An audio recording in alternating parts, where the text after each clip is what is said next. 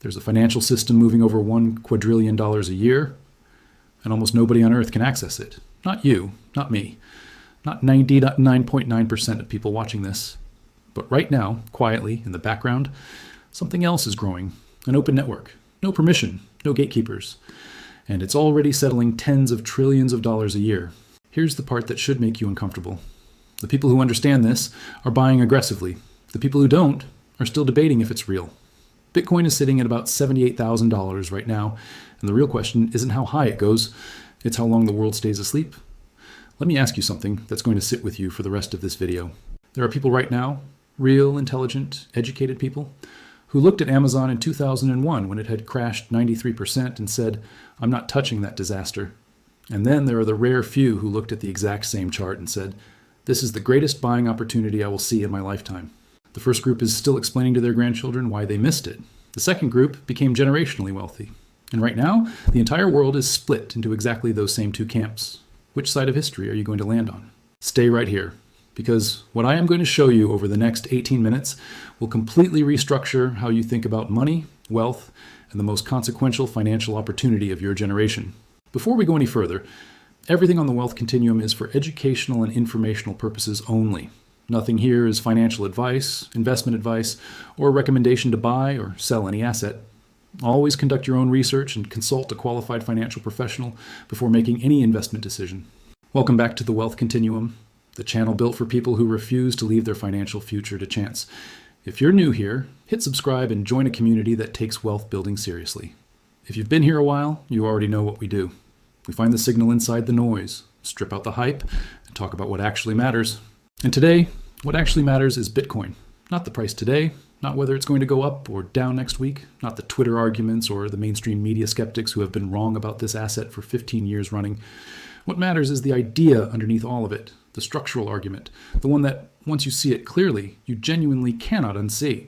Here is the core question I want you to carry through everything we talk about today. What is money? Who controls it? And who gets hurt when nobody does? Because the answer to that question is why Bitcoin exists. And the answer to that question is why this story is nowhere near over. After watching, if this gave you a new perspective, like the video, drop your take below and share it. It costs you nothing, but it might change how someone understands money forever. Let's start with something uncomfortable.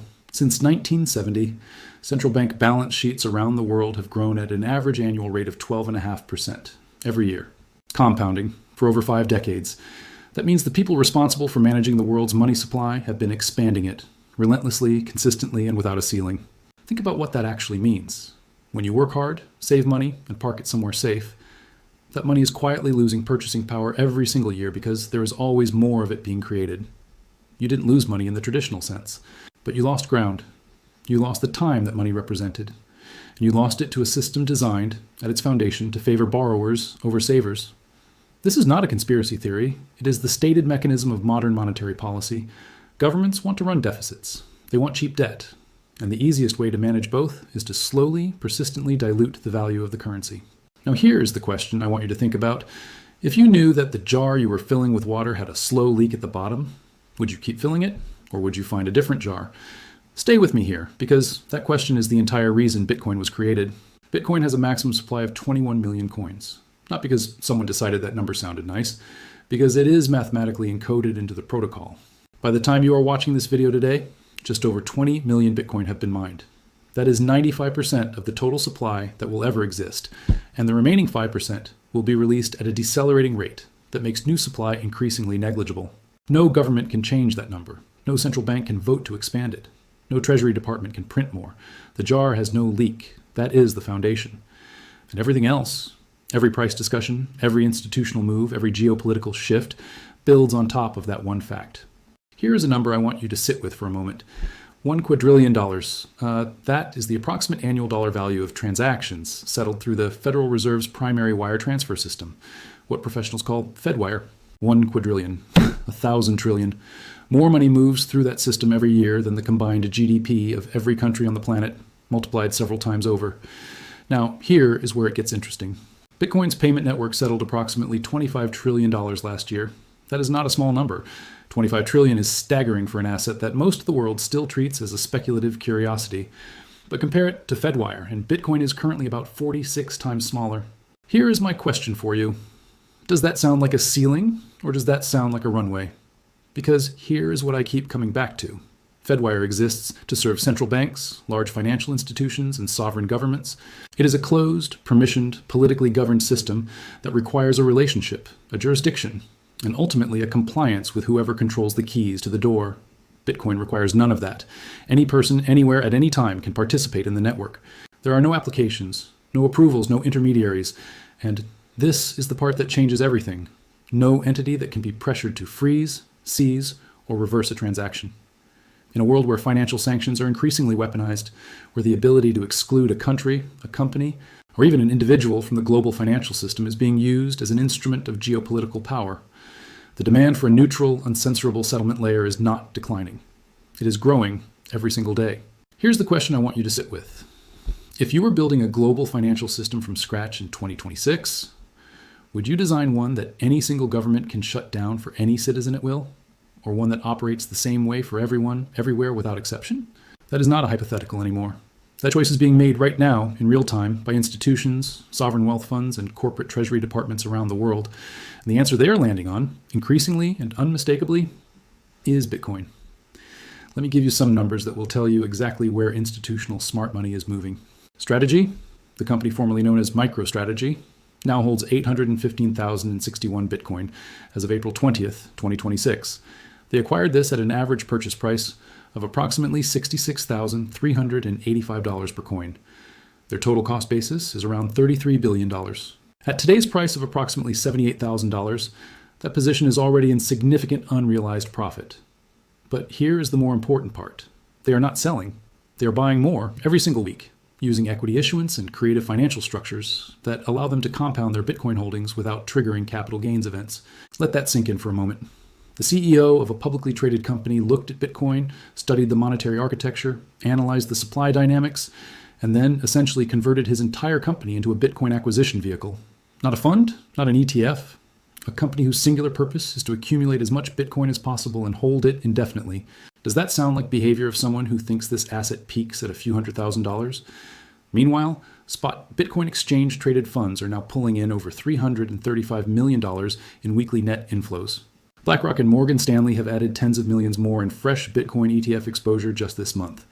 6 consecutive days of positive ETF net inflows just concluded as of this week. Here is the pattern forming right in front of us. Every major financial institution in the world spent years saying they would never touch Bitcoin. Then they said, maybe. Then they said, probably. Now they are racing to accumulate. What changed? The supply didn't. The protocol didn't. The fundamental scarcity argument didn't. The only thing that changed is that they could no longer afford to ignore it. What I need you to ask yourself is this. At what point in that cycle are you personally sitting right now? And more importantly, when those same institutions finish their accumulation phase, who do you think is left to buy from? Here is the version of Bitcoin that most people still carry in their heads. It's volatile. It's complicated. It's associated with scams and criminals and people who want to avoid paying taxes. It had a massive crash in 2022. It crashed again hard in the first quarter of this year, from over $100,000 down toward the $65,000 range. Normal people lost real money, and the mainstream narrative ran exactly the same story it always runs. This time, it's really over. Stay with me here, because this part is critical. Let me show you something. Bitcoin crossed $1,000 for the first time in November of 2013. The mainstream media said it was over in 2014 when it crashed 80%. Then it crossed 20,000 in 2017 and crashed 90% in 2018. Then it crossed 69,000 in 2021 and crashed 75% in 2022. Every single time, the people who sold called it dead. And every single time, the people who held were right. Bitcoin hit $100,000 for the first time in December of 2024. It reached its all-time high of $126,000 in October of 2025. Then it corrected, sharply, painfully, the way it always does. And today, on April 27th, 2026, it is sitting at approximately $78,000. And the conversation on most financial networks sounds exactly the same as it sounded in 2018 and 2022. The same language, the same tone, the same conclusion. Here's the question that never gets asked on those programs. What was the price of Bitcoin 10 years before each of those "it's over" moments? And what was the price 10 years after? The answer to that question is the entire thesis. Because this asset has never, not once in 15 years, failed to reach a new all-time high within 4 years of any previous all-time high. Not once. That is not luck. That is the mathematics of a fixed supply meeting an expanding demand. And unless you believe that demand is going to zero, that 8 billion people will collectively decide they no longer want an asset that is immune to government dilution, the directional logic is intact. I want to say something that might sound extreme, so I want to walk you through the math carefully before you make up your mind. Some of the most credible, serious, long-term thinkers in the world of monetary economics believe that Bitcoin's terminal price target, the price at which it fully absorbs the store of value demand currently held in gold, real estate, government bonds, and global reserve currencies, is somewhere between $1 million and $10 million per coin. Does that sound crazy? Stay with me for 30 more seconds. Global gold market capitalization, approximately $18 trillion. Global real estate held as store of value, estimated at around $300 trillion. Global bond market, over $100 trillion. The notional value of derivatives markets tied to fiat currency systems, estimated in the hundreds of trillions. If Bitcoin captures even 10% of the store of value demand currently held across those asset classes, you're looking at a multi-hundred trillion dollar asset. Divide that by 21 million coins, the maximum supply that will ever exist, and you get price targets that make $100,000 look like an early chapter. Now, I am not telling you Bitcoin will reach $10 million. Nobody knows that. What I am telling you is that the people dismissing that thesis have not engaged with the math. They've dismissed the conclusion without examining the reasoning. And in investing, that is an extremely expensive habit. Here's the question that actually matters. You don't need Bitcoin to go to $10 million to build life-changing wealth. What does it do to your financial picture if it simply continues doing what it has done, which is outpace the growth rate of every central bank balance sheet in the world? Central banks growing at 12.5% per year, Bitcoin growing at approximately 40% per year, even through cycles, even through crashes, over any rolling 4-year period.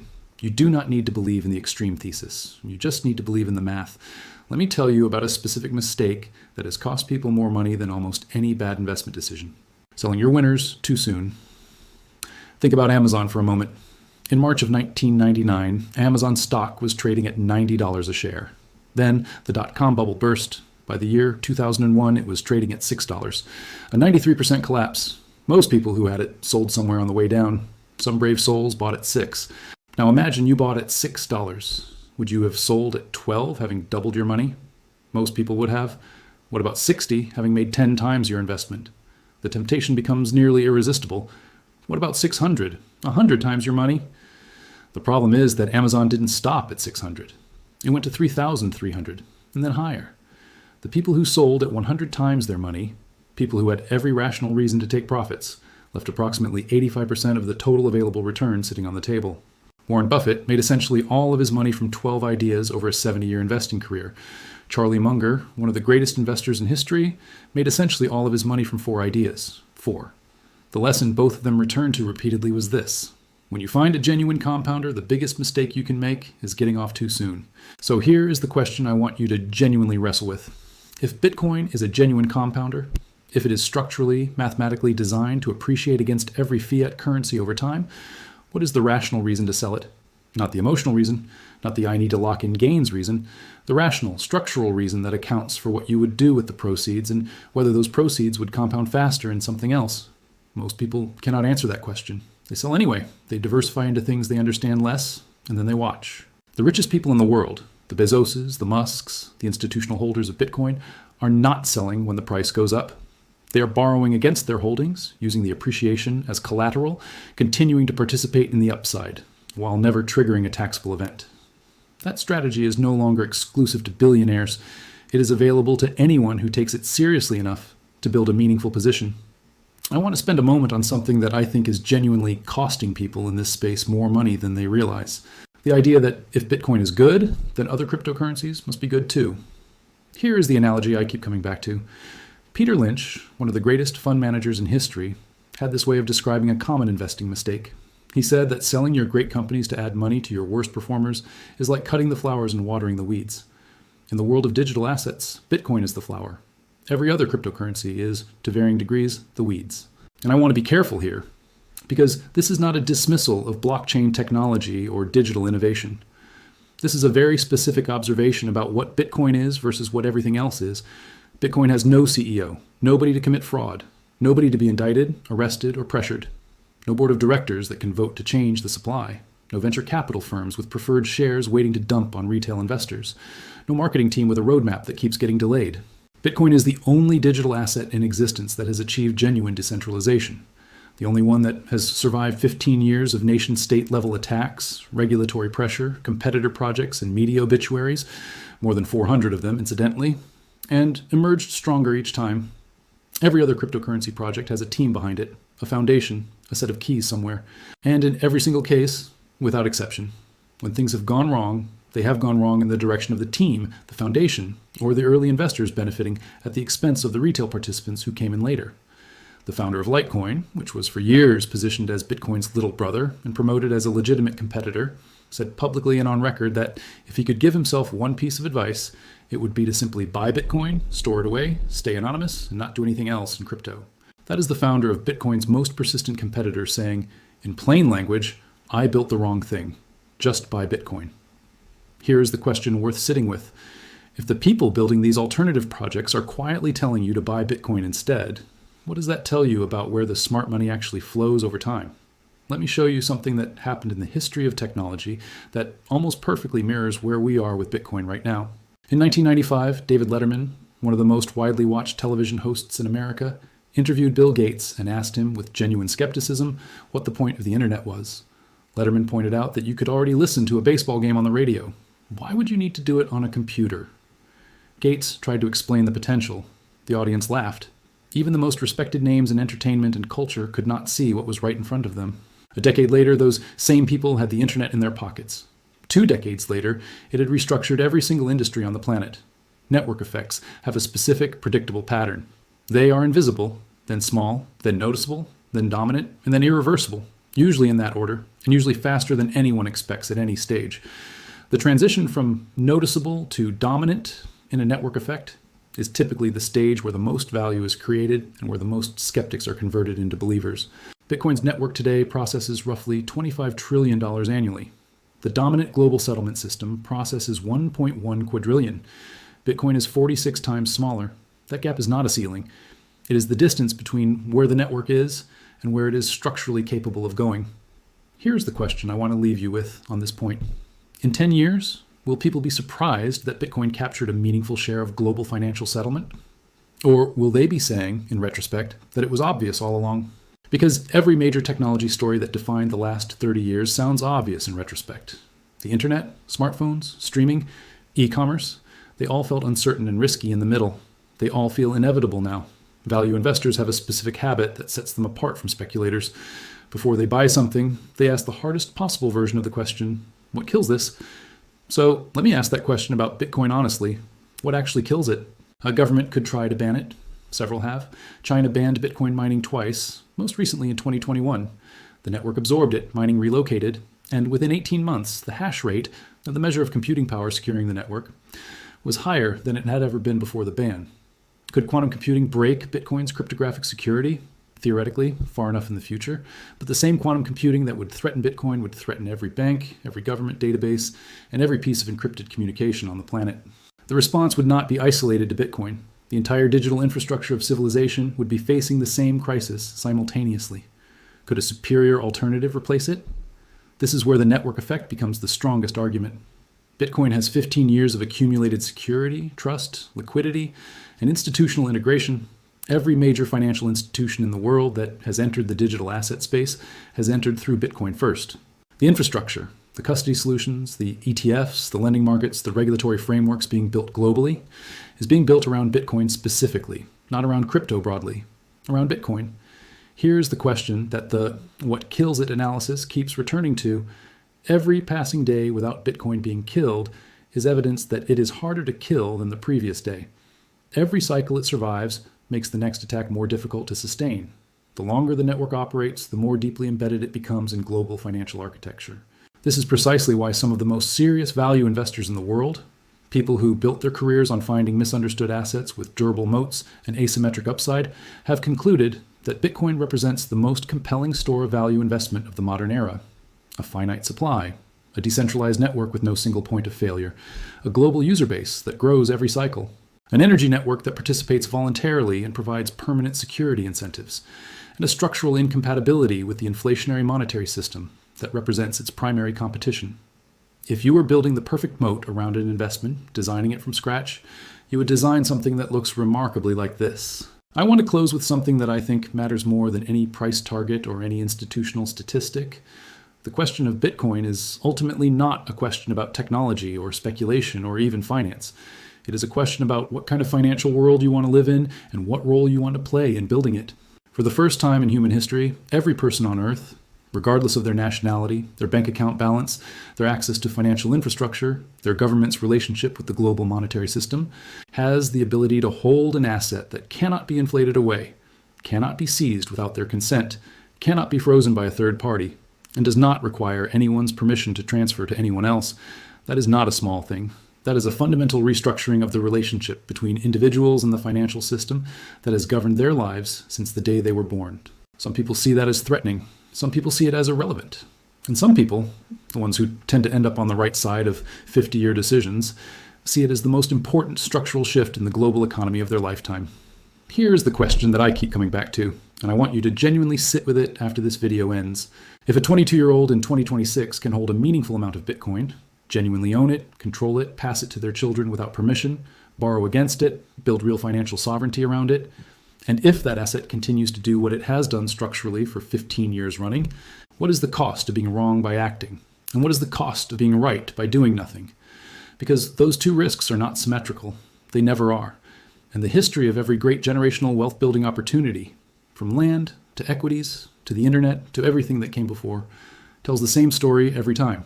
The people who waited for certainty paid a price they could never fully quantify.